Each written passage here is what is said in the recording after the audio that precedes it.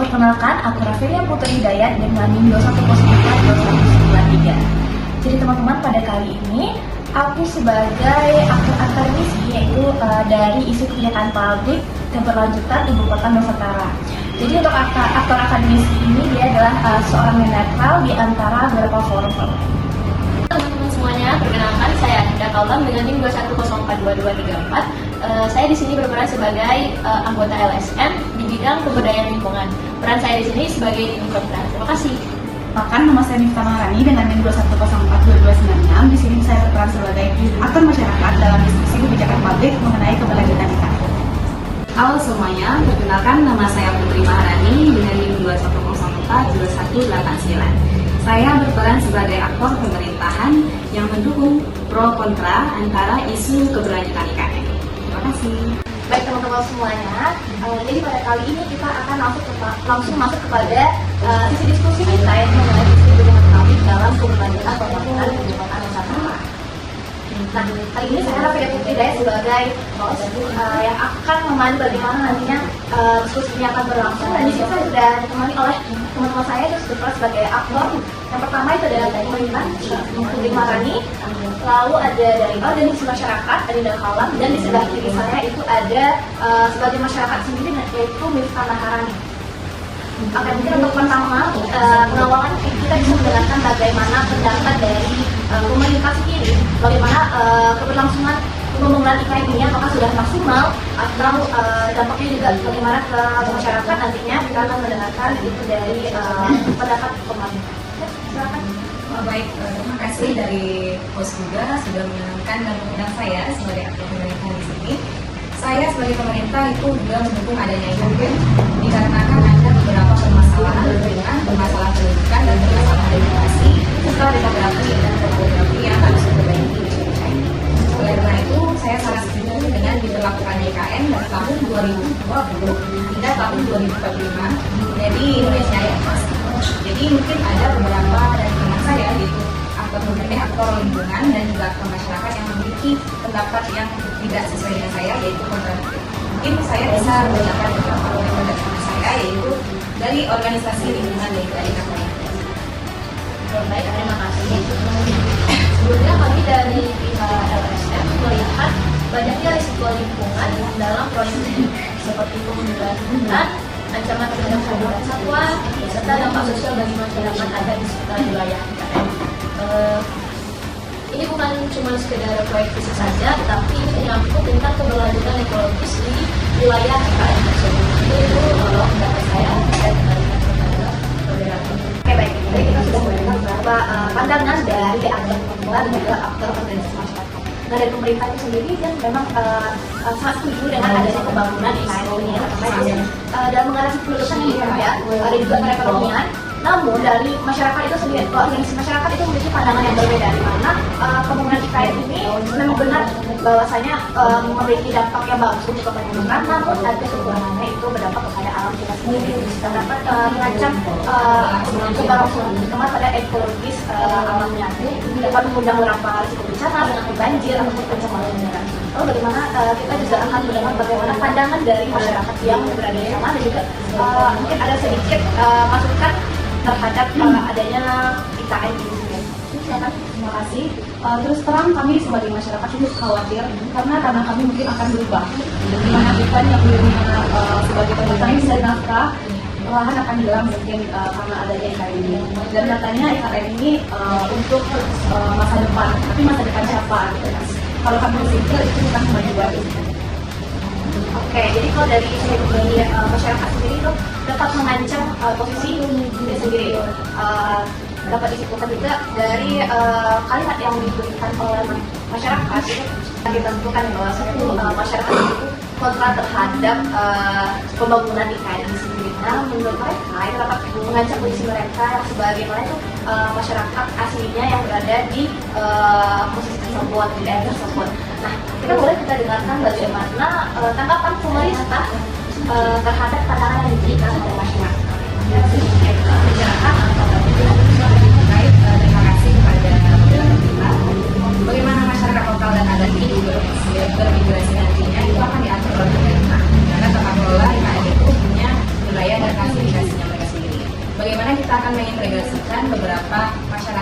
digolongkan dengan beberapa yang namanya itu meritokrasi, yaitu penggolongan antara kemampuan diri dalam mengelola pemerintahan. Nah, kita lihat juga di berbagai masyarakat ini, ada masyarakat itu yang memiliki kemampuan di bidang pemerintahan, itu akan kami tingkatkan di bagian pemerintahan, dan ada juga masyarakat yang masih kental dengan adat, itu akan kami tempatkan juga di bagian pedalaman. Tetapi kita akan membatasi hal tersebut dengan ibu kota yang sudah dirancang sesuai dengan lokasi. Mungkin saya bisa mendengar pendapat dari ahli lingkungan yang juga sebagai informasi kegiatan IKN selama ini.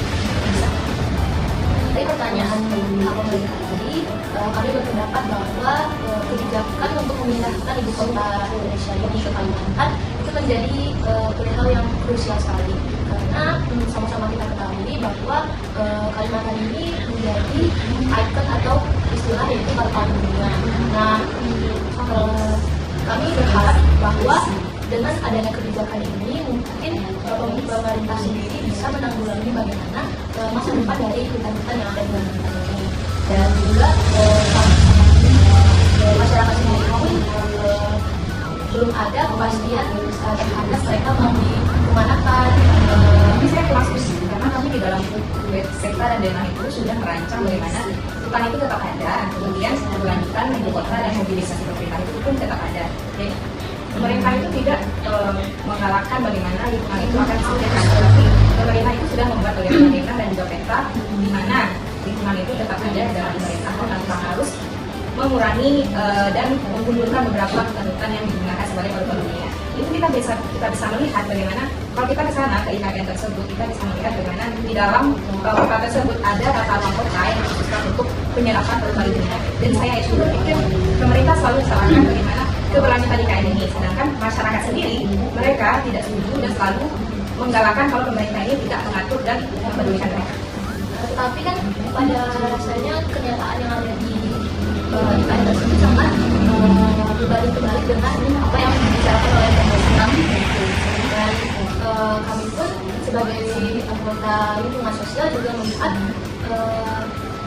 miris sekali melihat hutan-hutan yang selama ini dijaga dan akhirnya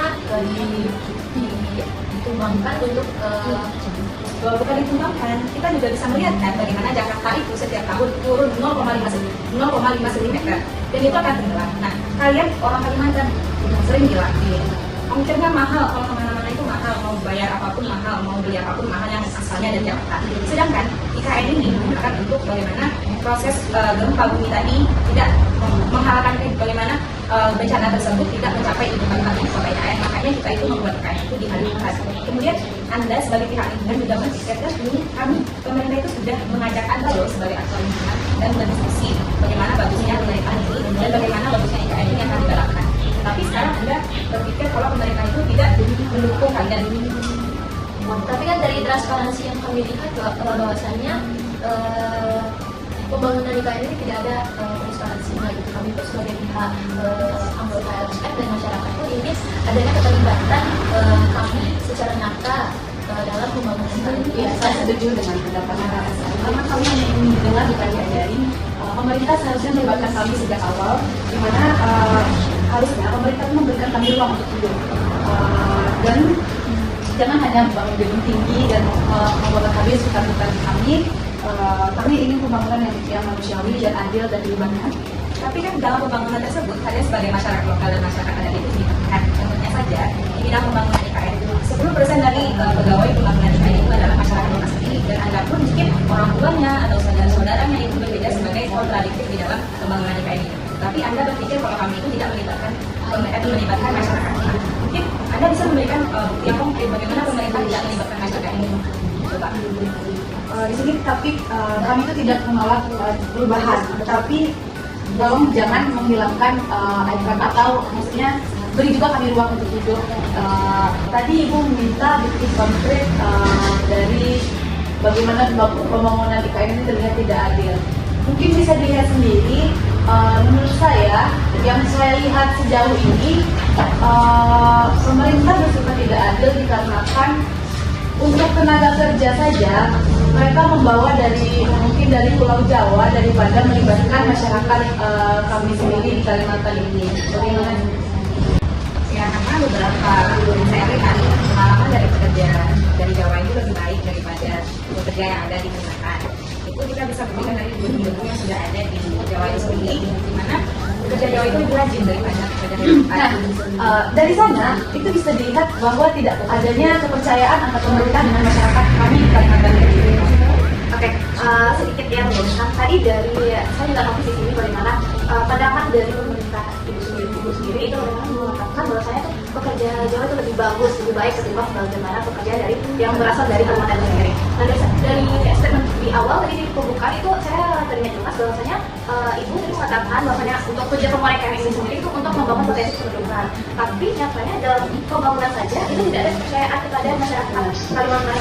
Jadi itu bagaimana gitu? Karena tidak ada berkeinginan untuk mengembangkan potensi SDM ya melibatkan dari warga Kalimantan sendiri. Berarti itu kan juga memang wajar dong pemerintah masyarakat atau kontra gitu. Fungsinya IKN untuk membentuk dan mengembangkan mindset dari masyarakat Kalimantan ini, dan kita bisa lihat bagaimana masyarakat Kalimantan ini tertinggal dari segi ekonomi, sosial, budaya, dan juga bagaimana pembangunan yang bisa dilihat sekarang ini. Nah, itulah gunanya IKN ada untuk memperbaiki mindset dari masyarakat dari Kalimantan. Itu yang saya pikir. Nah, tadi katanya untuk memperbaiki mindset dari masyarakat yang ada di sana. Tapi nyatanya, bagaimana mereka bisa mengubah mindset bawahnya? Tapi mereka tidak dilibatkan gitu kan? Mereka sudah melibatkan semuanya sesuai dengan kemampuan masing-masing. Nah, Anda sendiri sebagai apa di masyarakat? Tapi misalnya saya belum menjadi masyarakat yang baik, saya akan membiarkan kebijakan ini terjadi tanpa ikut campur, tanpa ikut campur mengurusi apa yang diurusi pemerintah, SM dan yang lain-lain. Tetapi di sini saya berani menyuarakan, mewakili untuk menyuarakan suara-suara masyarakat kecil yang lain